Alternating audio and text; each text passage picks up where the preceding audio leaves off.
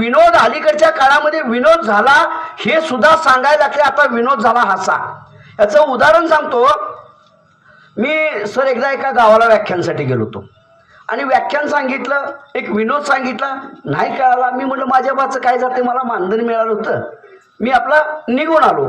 परंतु व्याख्यानात कसं असतंय, विनोदाचं कसं असतंय, काही माणसांना लेट करंट असतो, कुणाला तर तासाभरानं कळतो, कुणाला 2 तासानं कळतो. एकाला विनोद माझा दुसऱ्या दिवशी बायकोच्या पुढे ही चहा पेत बसलं होतं, ह्याला माझा विनोद आठवला, माझा विनोद कळाला.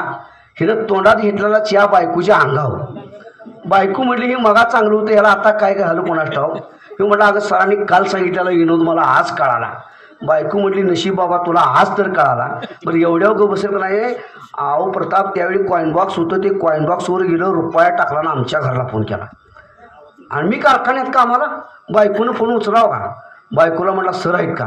नाही म्हणजे गेल्यात कामाला. सांगा म्हटलं त्याशी तुम्ही काल सांगितलेलं मला आज कळालं. संध्याकाळी बायकोनं मला धुणं धुतल्या ग धुतला. म्हणजे सांगितलेलं कळत नाही तर एवढ्या लांब सांगायचं जाताच कशाला. तेव्हा मी सांगतो विनोद नाही कळत तर मला का आमच्या घरी काय एवढा फोन करत जाऊ नका.